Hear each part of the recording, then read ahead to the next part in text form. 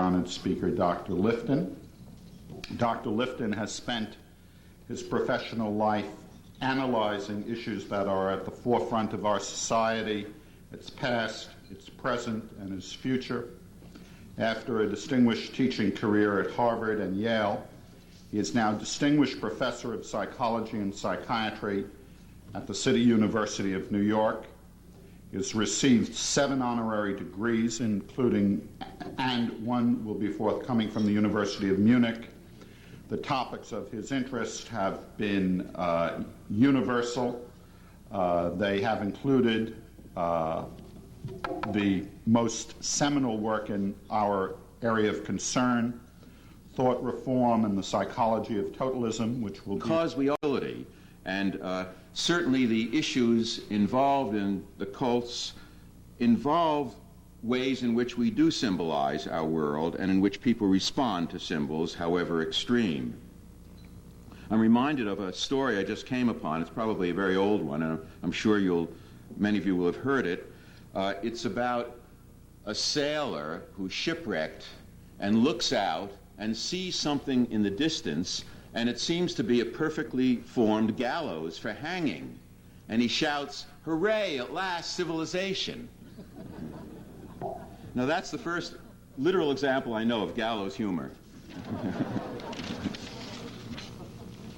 My broad concern tonight, as it has been perhaps fundamentally in all of my work, is with what I call, after Erik Erikson's work, totalism.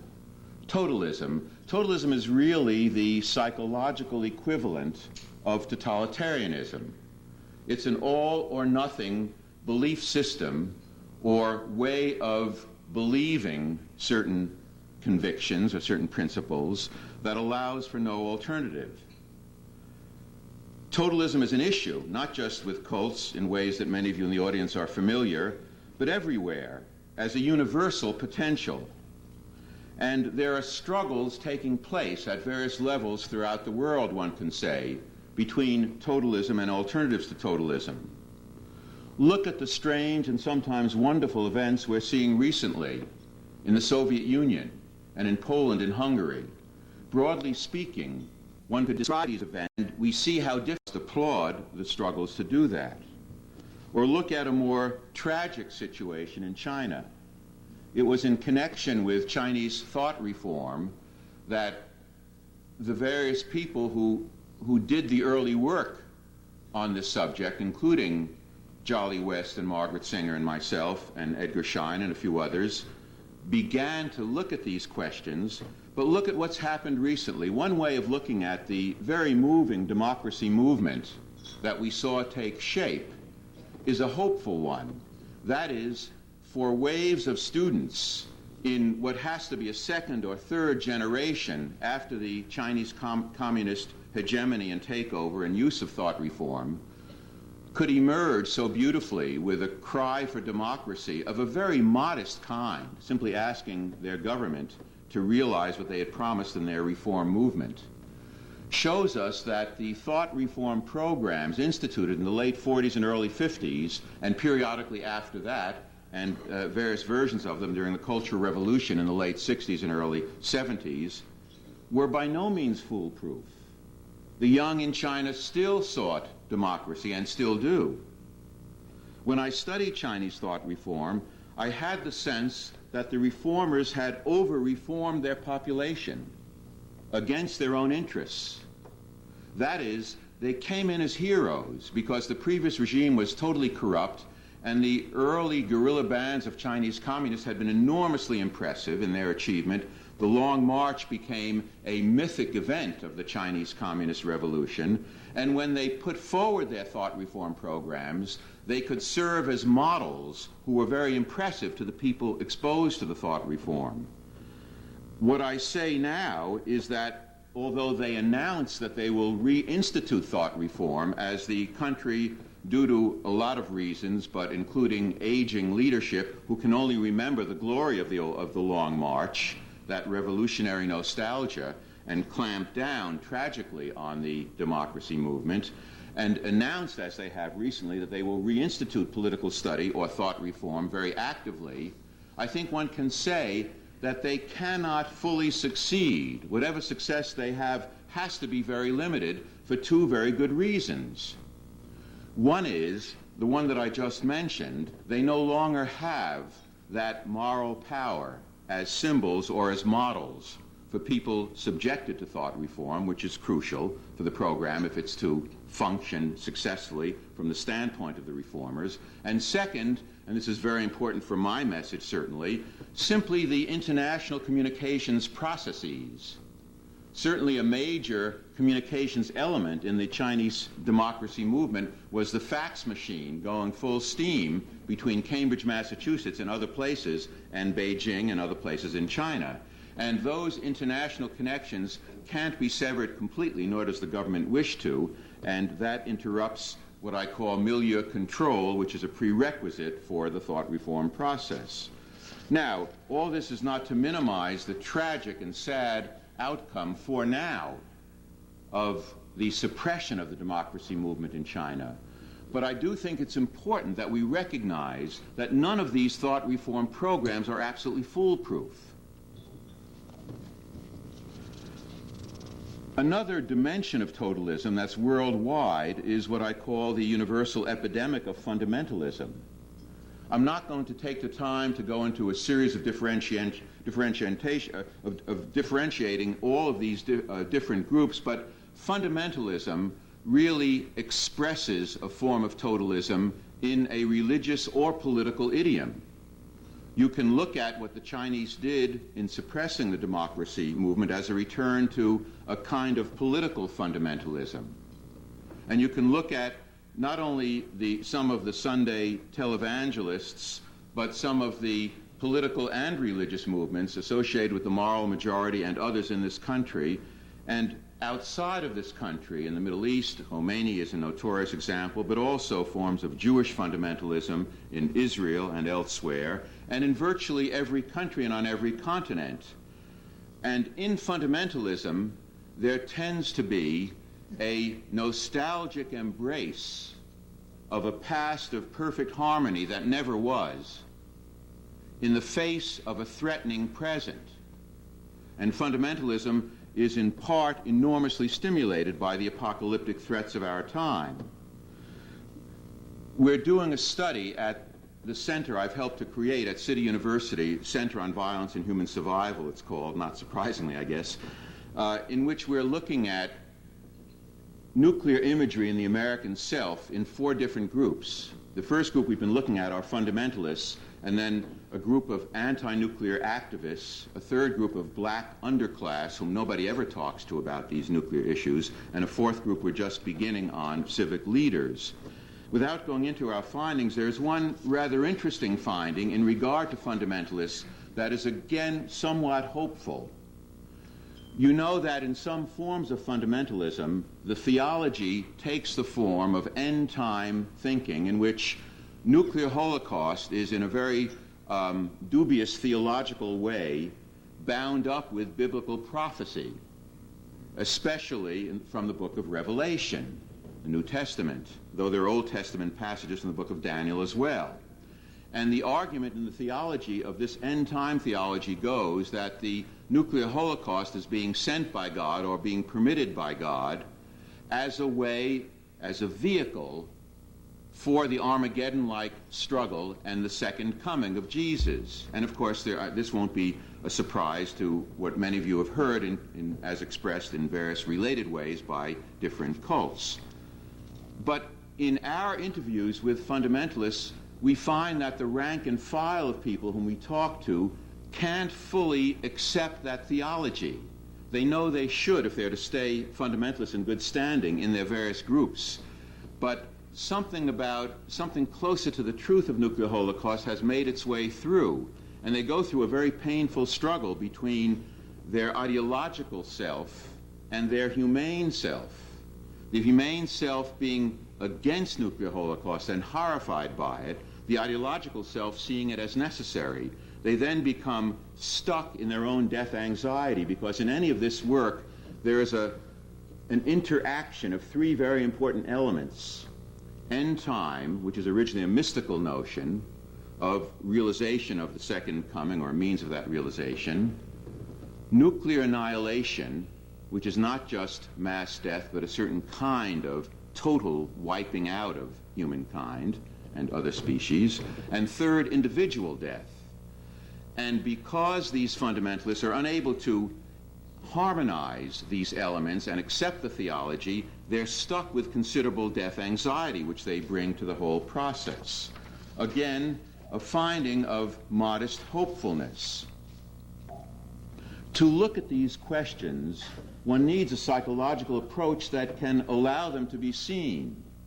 And in my work from the very beginning, I realize now that everything I've done subsequently was very much influenced by this first study of Chinese thought reform, even though the subjects have been different and the work has taken different turns. But I've come to a model that moves away from the classical Freudian model or paradigm of instinct and defense, and then as second, I would say, see it as an in-between and very important paradigm of Erik Erikson, that of identity and the life cycle, from which I learned a very great deal, to still a third paradigm of death and the continuity of life, or the symbolization of life and death. And of course, it isn't that one of these paradigms is true and the others are false. That isn't the case at all. It's rather that a particular paradigm is especially important and relevant for a particular moment or era of history.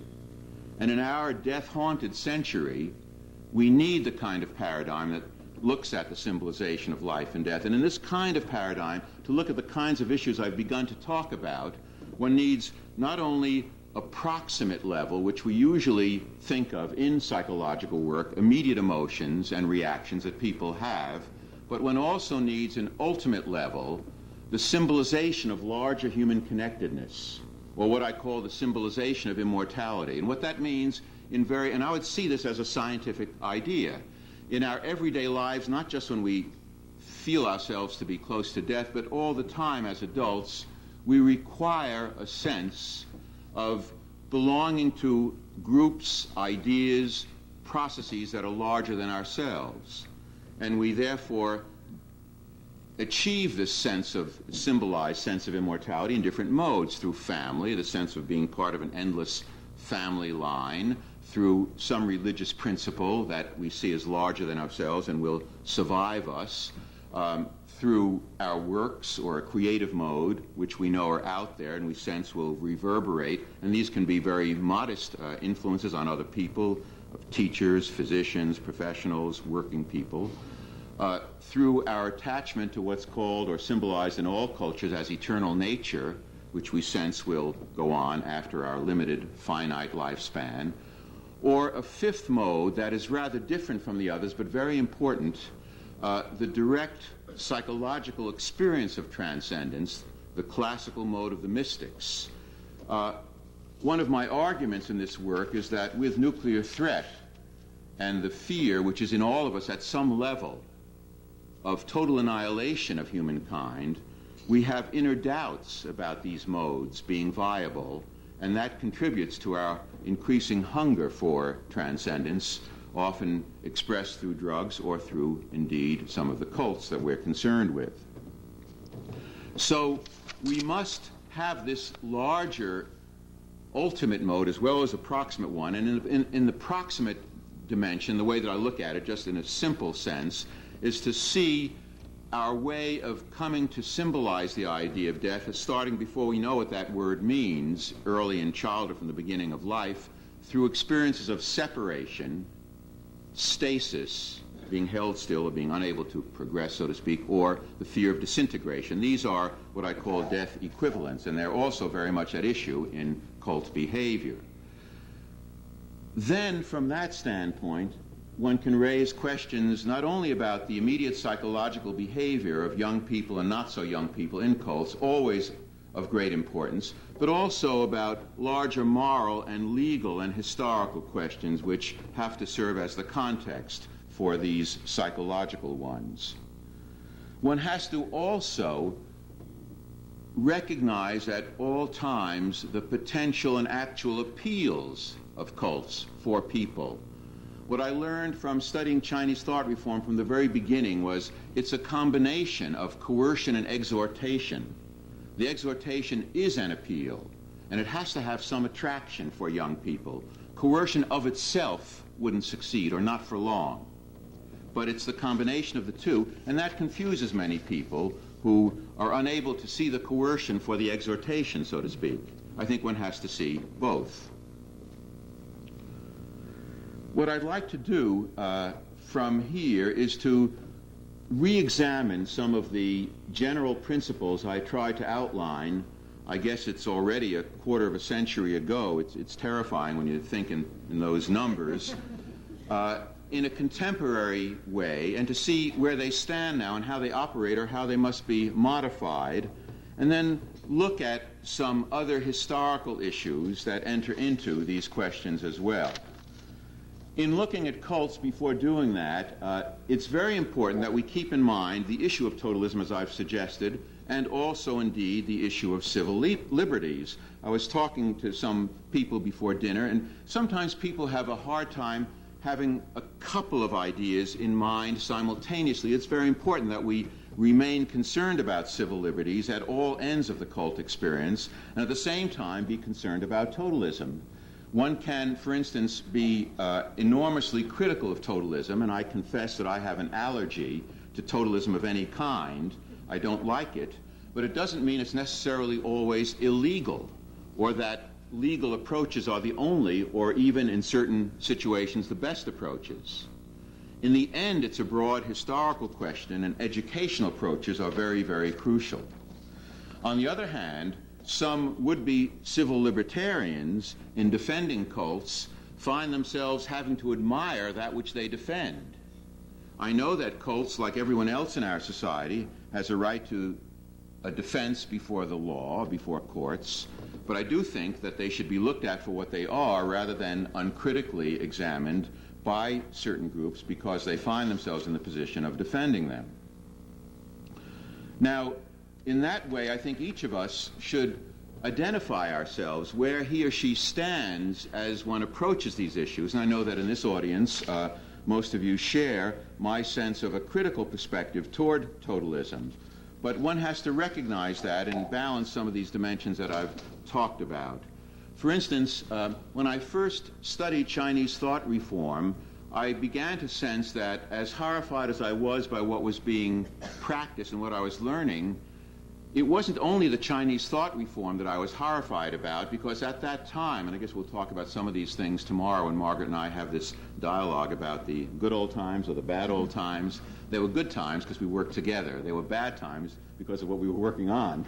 But in any case, when I did my study in Hong Kong, I was interviewing people coming out of China, but I was also meeting people coming from the mainland of the United States talking about McCarthyism of that era.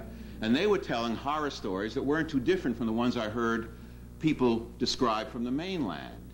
And so when I came back and I wrote my book about it, I included a series of examinations of other practices where there were elements of thought reform, a thought reform-like behavior, including McCarthyism and including certain aspects of some forms of psychoanalytic training, which I happened to be in at the time and therefore knew. That didn't sit well with all of my teachers, but you can't please your teachers all the time.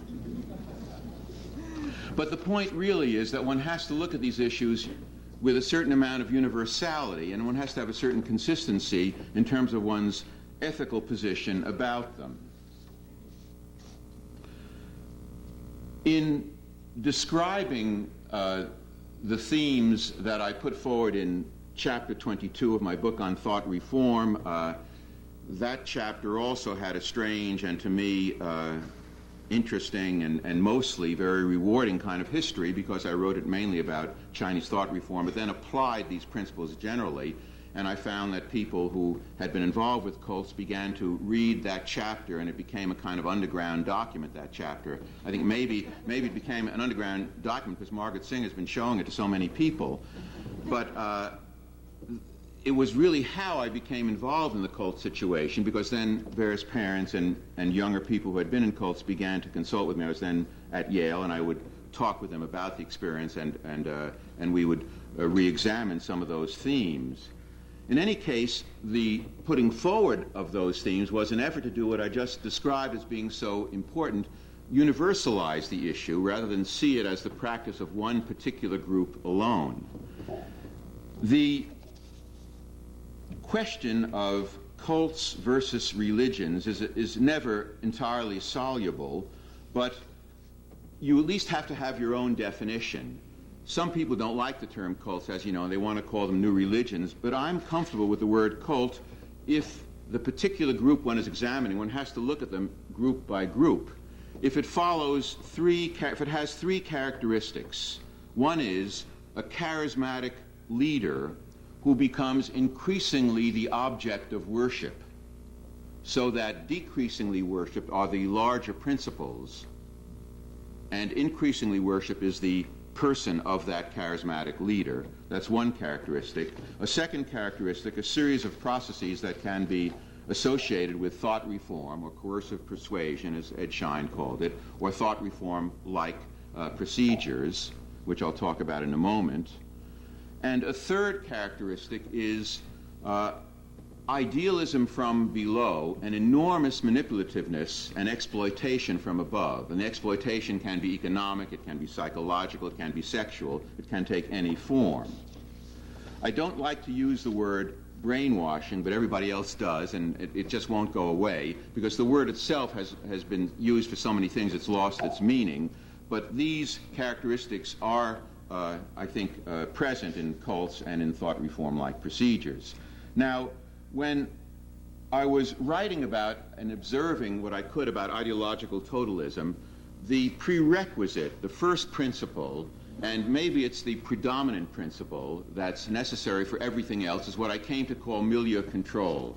And that really means the control of all communication in the environment.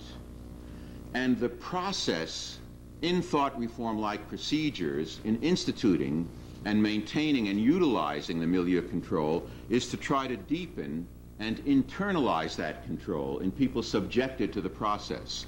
So it becomes more and more control over the communication with oneself or within oneself, one's internal communication.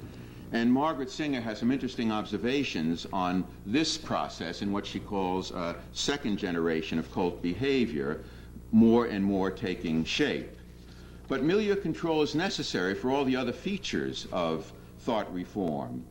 And in China, the thought reform programs originally were consonant with what was going on in the rest of the society, so that when one came out of a thought reform environment, what happened in there was confirmed and reinforced by everything that happened outside of it. That's much less true in China now, if thought reform is carried through. And it's on the whole not true in this society, which can make many of the cults islands of totalism, in many ways separated and removed from the rest of society and bent on maintaining that separation. But that can intensify their totalism, because there's a kind of vicious circle that can be involved.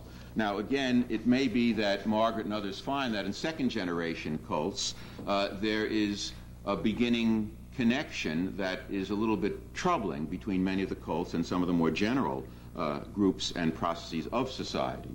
And that is a problem.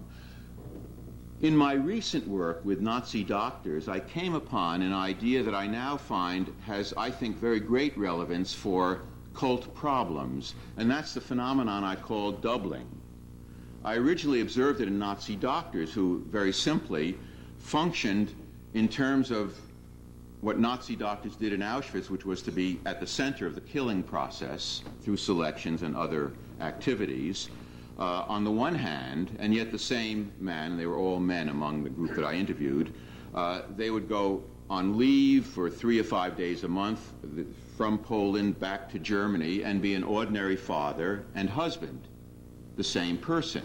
And really what I began to recognize is that there was a separate self-system for each of those behaviors. In Auschwitz, there was the Auschwitz self, and for the rest of their experience, there was the prior self, or the relatively more humane self. I also found, although I wasn't studying survivors or prisoners of Auschwitz, but I interviewed many of them in connection with the study, that they had to double in Auschwitz. That is, they simply had to deal with and engage in behavior that would have been unacceptable to them in ordinary existence in order to survive in Auschwitz. And that one of the reasons they had so much difficulty in adapting themselves after coming back to wherever they returned was that they had to reinforce the prior self or take a third position, some new reintegration of self, and overcome the doubling. Well, milieu control in cult behavior can produce or can be a major factor in producing the kind of doubling I think we see in people in cults. You form a cult self. The whole doubling phenomenon is, the key to it is the separation of a sense of self that has a kind of inclusive function, so that the cult self can function for all the needs within the cult. And why is it that there's this phenomenon some have called snapping, in which the young person just crosses the table during a law case, sits now with his or her parents on the other side according to a rule made by the judge, and suddenly is no longer that cult person? It doesn't quite happen that way all the time, or even most of the time, and it's not that absolute. But it's like switching into one's prior self, or out of, in any case, that cult self. And the point is that the self represents an overall constellation. It's not just some little momentary piece of the self. The doubling phenomenon, I think, is very important, and it's important to think more about in specific relationship to cults. Now, what about the role of technological improvements, and we're in an age of technological revolution, in terms of milieu control? On the one hand, one could argue with some, I think, legitimacy that the improvement in technology can certainly render more suffocating milieu control, because you can have listening devices, you can use the media in various ways exploitatively. But it's also true, as I suggested, that the fax machine seemed to work in the other direction in regard to China. It's hard to maintain absolute isolation and milieu control. It's a double-edged sword, and one has to look at these issues much more specifically than making absolute generalizations of it. The problem for many people, and this is one reason for their susceptibility to the milieu control, as I think about it now in a social sense, is that they're not suffering from an over-controlled milieu during most of their lives. They're suffering from the absence of any structure in their milieu.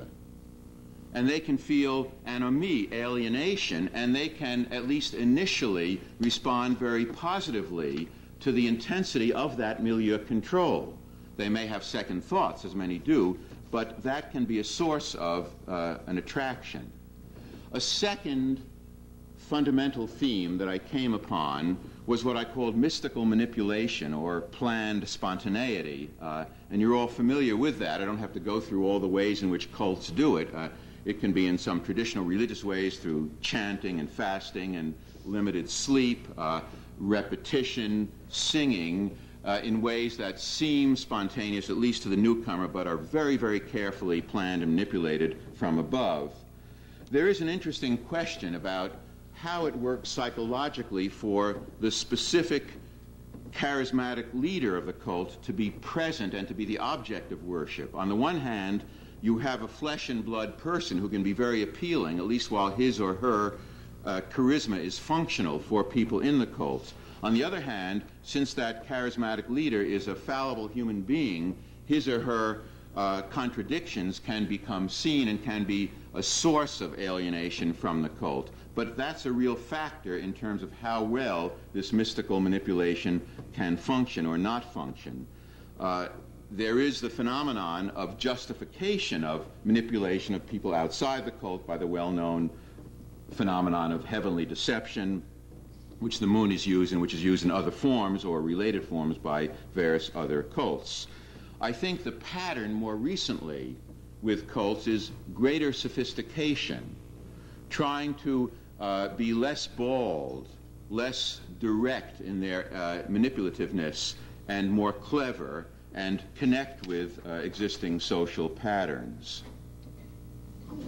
Now, one aspect of this that one has to consider is what is the effect of our being, all of us, so subjected right at the heart of society to so many social pressures or invitations or elements of persuasion, whether it's through advertising, through certain forms of corporate behavior, through certain institutions or bureaucracies. It may make many of us more susceptible to that manipulation, used to it, expect it, and in a sense less antagonistic to it than one might think. On the other hand, it may turn people very cynical toward it and may give them a certain amount of coding or resistance. But I think we have to always look at the principle here, incidentally, is not to say that advertising is just like thought reform and there's no difference. Of course there's a difference. But you want to look at the pure laboratory form, the very intense or extreme forms of behavior, to understand the more vague, everyday expressions that have some relationship to these extreme forms. I've tried to do that throughout various kinds of work that I've done. Now, a third and fourth set of principles are demand for purity and the cult of confession. Well, the demand for purity, when you look at it, is Sisyphean. You can never become pure enough. And those of you who have been through this understand what I'm saying.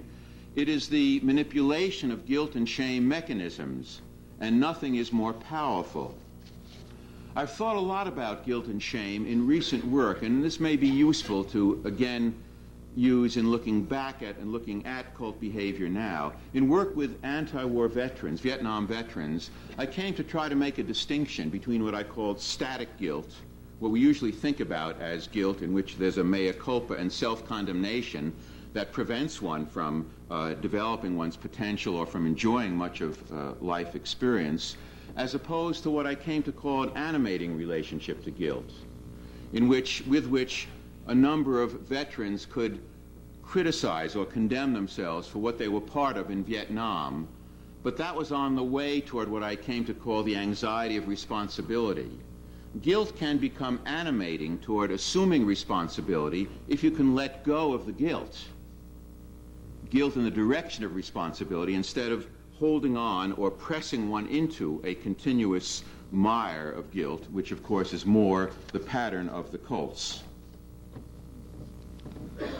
It's interesting that Freud was concerned that guilt would be the element that might do us in as a civilization because he knew about its harmful effects and the extreme behavior that people are capable of under the influence of guilt, and that still is a very real concern. But there's the opposite concern, too, that in our society of high technology, and especially weapons technology, one can become part of highly dangerous constellations and feel virtually nothing in the way of guilt. So the problem is neither to eliminate guilt from our psychological experience, which would be impossible and undesirable, nor to seize upon it and exploit people through it, but rather to recognize it as part of our humanity, to be blended with other issues and to be a source, ideally, of responsibility rather than a source of self-condemnation and static behavior.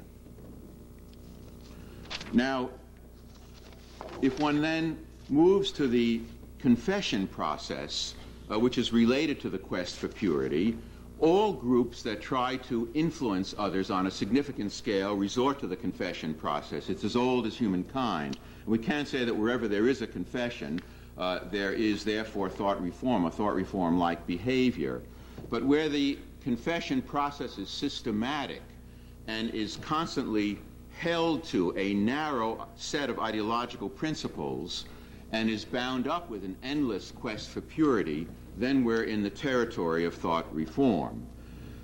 We do well to return to Camus on these issues because he said some marvelous things about these confession issues and about totalism in general.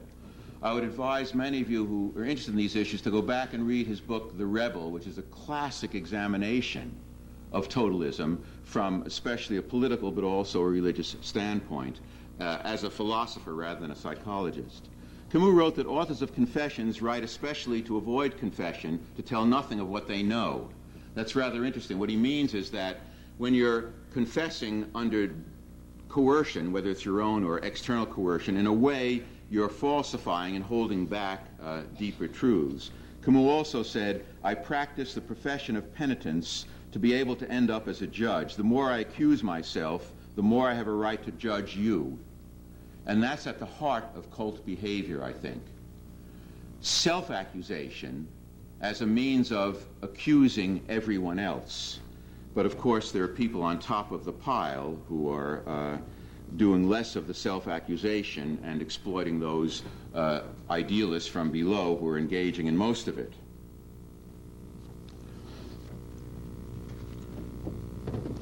If one then turns to some additional forms of, or themes in totalism that I want to at least suggest to you, as I did originally, and talk about modifications, there are three important ones I would lump together. What I call the sacred science, the loading of the language, and the principle of doctrine over person. Well, the sacred science is a very important kind of idea, because if you look at cult behavior, you're likely to find that even in religions, or what are claimed to be religions, there is a claim also to scientific truth of some kind. In the scientific age, you claim objective truth. It was interesting that in my work with Nazi doctors, there was a claim that the killing of the Jews emerged from a set of scientific principles, which they attributed to the physical anthropology highly modified of their time, genetics and eugenics and a few other principles. The science was nonsense, but it was a claim to science. And in nuclear strategy, and there is a cult of nuclearism as well, there is the claim of scientific principles about the fighting of nuclear war when nobody has ever fought a nuclear war in which both sides had nuclear weapons, and nobody knows anything about it, really, and yet there's the claim to scientific data. You must make a claim to science in any cult that you're part of, and I think even the smaller cults make those claims if you look for it. Now, if you look further in terms of the loading of the language, language is an extremely important part, and I think it's an area of further study that could be very useful in engaging the cult issue. Study the language very carefully.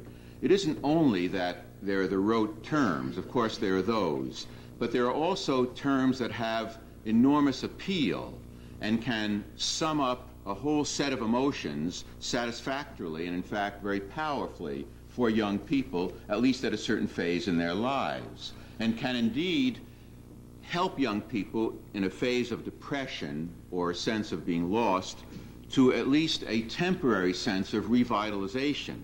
The language has all of those elements. Now, the principle of doctrine over person is obvious, and it really means that as soon as one begins to have doubts that arise from one's own direct experience, one sees evidence of the charismatic leader's less than perfect behavior, one sees evidence that contradicts claims of the cult or even exposes lies that one has been subjected to, doctrine over person, and this is true of all totalistic ideology, requires that you reject the personal experience in favor of the truth of the doctrine. And that is a key element which every totalistic ideology depends upon. It really is at the heart of totalistic ideology, and it has to be recognized and looked at. One reason why young people may be susceptible to this sacred science, combining religion and science, the loading of the language, and the principle of doctrine over person, is that they live in such a confused relationship to truth, to science, about which everybody has become in some way ambivalent, and to where you might find truth, really a confused relationship between self and world. And these exaggerated simplifications, what Lionel Trilling once called the thought-terminating cliché, which is really the language of non-thought, can have tremendous appeal amidst that confusion. though the appeal can be temporary, and that's where the various counseling of people on their way out of cults becomes so extremely important. Now, the final of these 8 points, I think I've been getting in all of them, though going through them rather quickly because I want to just sort of lay out a certain series of principles. One can't cover everything, even when you're cosmic. But the last and ultimate and dangerous principle is that of really assuming the right to grant or remove from people the right to existence, or what I call the dispensing of existence. If you believe, as a group, that you have the ultimate truth, and more important in this Manichaean division, ultimate good as opposed to ultimate evil, the next logical step is to believe that you have the right to decide who has earned existence and who has no right to existence, to dispense existence. In most behavior that we're familiar with among people in this room, that dispensing of existence has been symbolic. If you're dismissed from a cult, you're supposed to undergo a certain kind of death because life exists only within the cult. Or you can be ostracized and you can be condemned to a life of sinfulness or to drown in your own evil or whatever phrase may be used. Well, that can be painful enough when people are under that kind of psychological and religious or pseudo-religious influence. But in certain political situations, as you well know, involving the Nazis or the Chinese communists or the Soviet communists in earlier days, the dispensing of existence has become literal, and people were put to death because it was decided that they had no right to existence, having the wrong ideological position. The Nazis, and especially the Nazi doctors, had a chilling phrase for this, which was actually created by, as you might expect, a psychiatrist and a great lawyer, even before the Nazis came into being. Life unworthy of life. Life unworthy of life.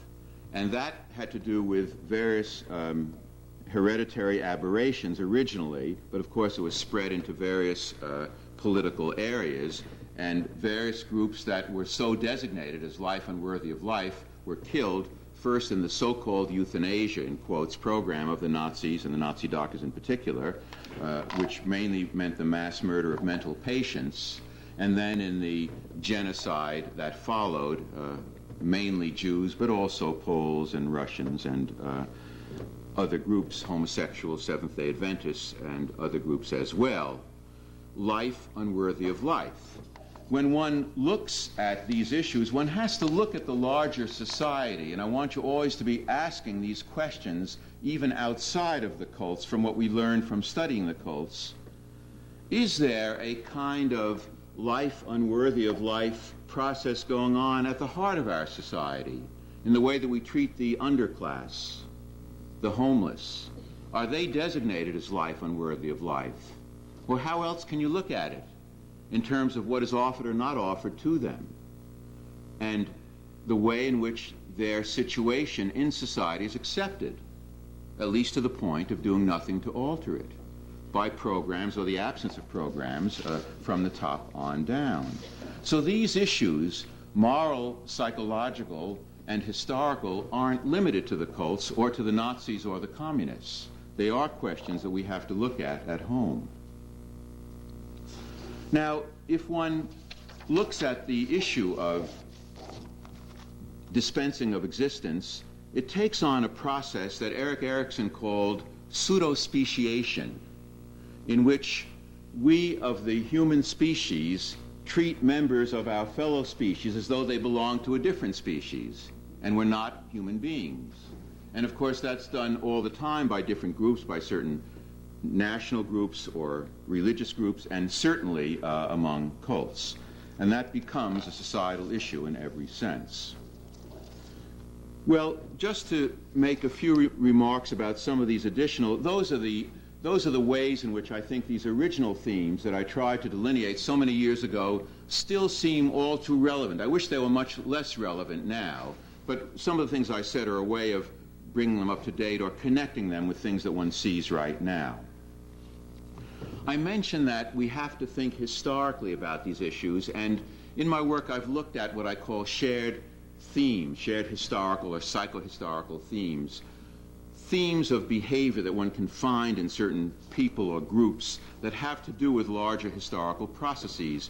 And I think that there are three very fundamental historical processes taking place, which one can look at in very simplified terms as being behind some of the cult formation and some other things that I want to mention. One is what I call historical or psychohistorical dislocation. A second is the media revolution. I'll talk about each a little bit. And a third is the threat of extinction. Now, by historical dislocation or psychohistorical dislocation, I really mean a loss of intimate contact and fluid response to the fundamental symbol systems that in the past have guided lives, symbols of authority, of religion, the whole demarcation of the life cycle. Of course, we still have these symbols and rituals, but we have increasing difficulty of inwardly accepting them. And we have vast dislocations that have dominated much of the 20th century and I think have been exacerbated during the period from the end of the Second World War. In this sense, incidentally, the cults that we talk about and these totalistic movements can be seen as both radical and reactionary. They are often radical critics of real faults in our society. And they do look at various issues of hypocrisy, sometimes very tellingly. And of course, they're deeply reactionary in their authority structure and in their control of other human beings and really suppressing the whole set of notions that we've developed about individuation ever since at least the time of the Renaissance, a kind of internal fascism. I think there's a kind of pendulum swing back and forth between cult formation and fundamentalism on the one hand and what I call the protean style, which seems to be the opposite on the other hand. And these are responses to the dislocation I'm describing. By the protean style, I mean the experimental style of the self, of trying out various groups, involvements, ideas, symbol systems. We saw a lot of this during the 60s, and it's still around. And being able to surrender one's particular involvement for another one, not entirely, and not entirely without psychological cost, but with much less psychological cost than would have occurred 50 or 100 years ago. The protean style has to do with dislocation, and I think that we see swings, pendulum swings back and forth, and they're in some ways two sides of the same coin between a quest for totalism and proteanism having its problems with diffusion and totalism having its problems that you know all too well. If you look at the Khomeini-Rushdie confrontation, for instance, you can see that as a confrontation between totalism and proteanism.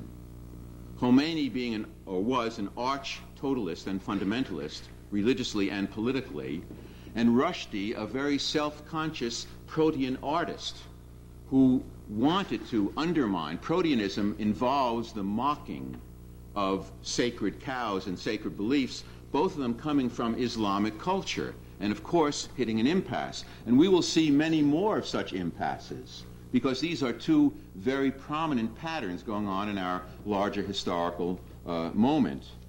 And look at the preoccupation recently with the American flag, again close to home. What is going on with the American flag? Well, briefly one can say that everybody's entitled to be upset by abuse of the flag if we honor it as a symbol. You don't have to like what people do. But to see it as a form of sacrilegious behavior or blasphemy is to create a cult around the flag. And of course, to combine that with certain political machinations, as we're seeing happening in Washington. It's not limited to one party. But we should be aware of that kind of process and learn and perhaps become wiser politically in what we learn from cults, where we see these things in more intense or pure form. Now, in addition to the historical dislocation that I've mentioned, which is so germane to the Protean style, I mentioned also the mass media revolution. We don't pay enough attention to the mass media revolution.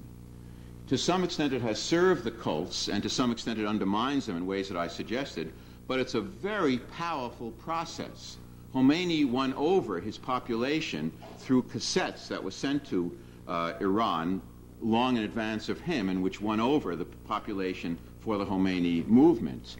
The mass media revolution now allows any of us at any time to have at his or her beck and call virtually any image from the present or the entire human cultural past through television or radio or other media. That is a radically new situation. And in that sense, we have to re-examine McLuhan, who told us some very wise things, but who didn't apply the psychological dimension to this media examination that he made.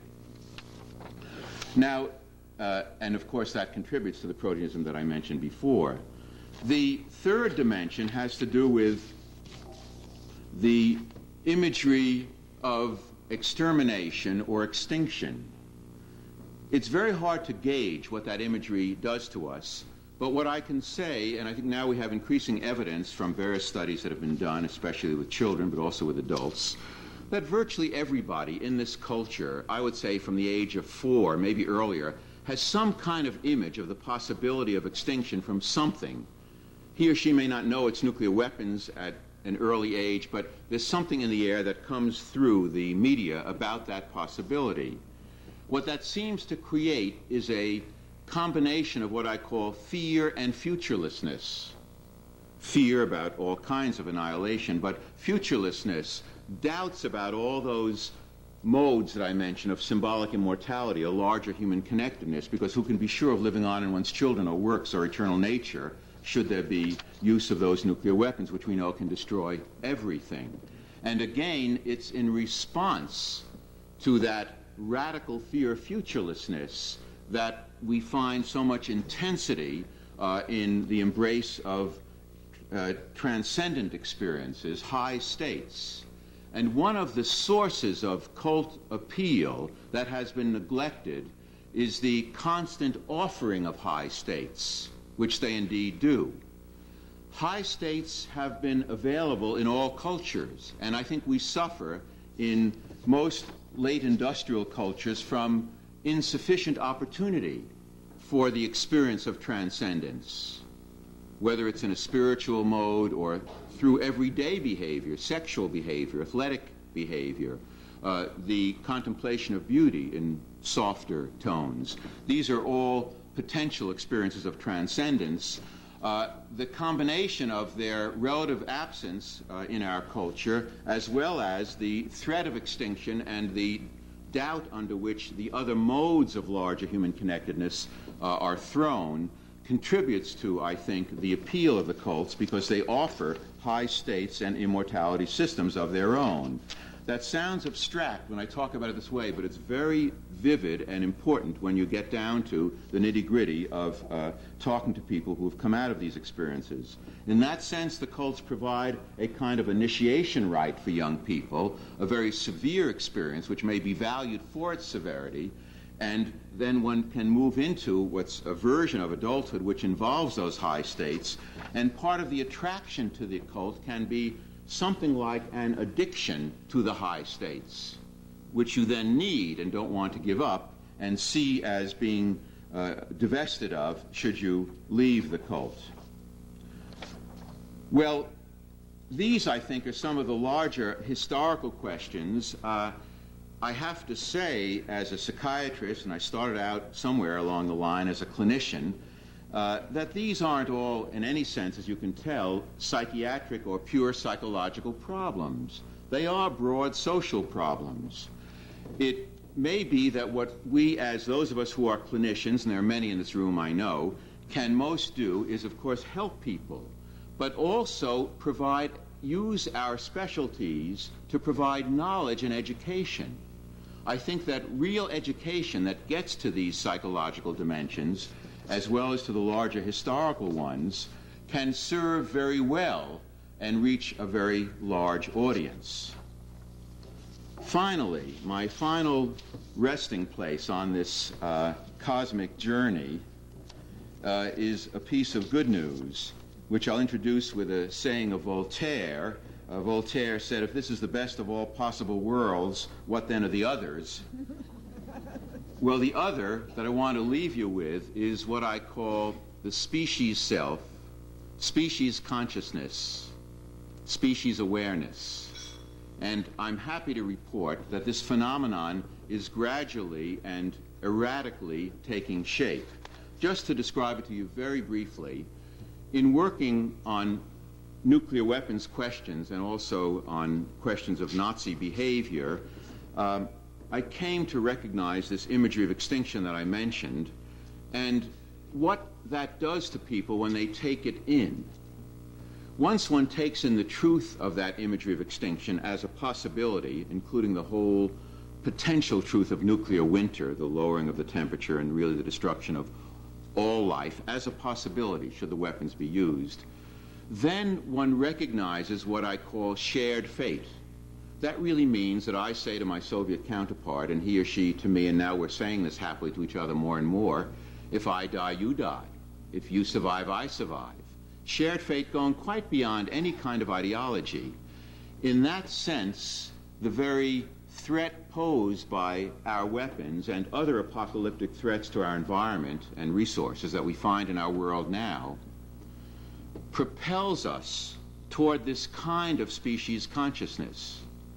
And it is indeed possible, and more people are forming an actual sense of self that can be observed psychologically, which still retains the immediate identities that we have. I mean, I would still remain a psychiatrist and a Jew and a professor and an avid tennis player and a few more things, but all of them subsumed to my sense of being a human being with much in common with all other human beings. And that means I can feel pain, as I'm sure you can also, if somebody is arrested in Czechoslovakia because he or she is a dissident, or tortured in a South African jail because you happen to be black. A fellow human being is undergoing suffering. More and more of this kind of sense of self, or at least of this dimension, is being formed in relationship to more and more people in regard to this sense of self. Now, there are terrible forms of opposition to the species self, and the very idea of it terrifies many people. Khomeini put out his call to murder Rushdie at a time when there were some gestures from those who were relatively more moderate in his government trying to rejoin the human species, to emerge from fundamentalism. So the image of species thinking or species consciousness can be a war cry to the fundamentalist. But then there's another dimension too. In fundamentalism, the beginning impulse can be a species one. That is, there can be some notion of a path that everybody should take. The problem is, the insistence is that it be my path. So that fundamentalism, once it becomes that, immediately polarizes and does the very opposite and stands in opposition to this kind of species development. But I would suggest to you that with it all, it could very well be that the species idea is one whose time, if it has not come, at least is here in terms of crucial need, because pragmatically we know it's necessary. Historically we see it taking shape more and more. In an evolutionary sense, it can be seen as an evolutionary form of progress of the self that is required for survival. One shouldn't expect this to occur automatically. We have to work at it. You won't find the greening of the species, so to speak, as used to be said about America, some automatic process. But in our position and from what we learn, each of us in various ways can do a great deal to help it along. And I see myself as a professional both trying to describe it as accurately as I can, which is my task as a professional, and as a human being committed to helping it, trying to do just that. Let me close with a statement of hope that comes from Gershom Scholem, which is a sort of message that he has, as you know, was a great student of Jewish mysticism, which leaves everything open and leaves everything possible in terms of human realization in the future. And Scholem wrote, "The story is not ended. It has not yet become history, and the secret life it holds may break out tomorrow in you or in me." Thank you very much.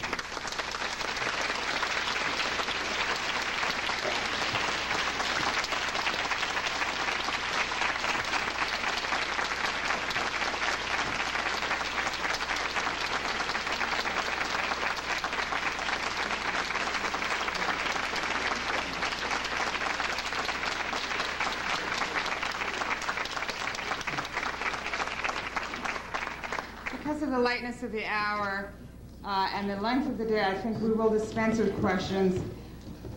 Dr. Lifton, there are no words to express our thanks to you tonight and the honor that we feel at hearing you, the really seminal thinker in this field that we've all followed all these years, and yet your exposition and your future thinking and your ongoing thought processes through the whole movement, the whole elaboration to the applications of society. We can't thank you enough. We really, thank you. Really thank you.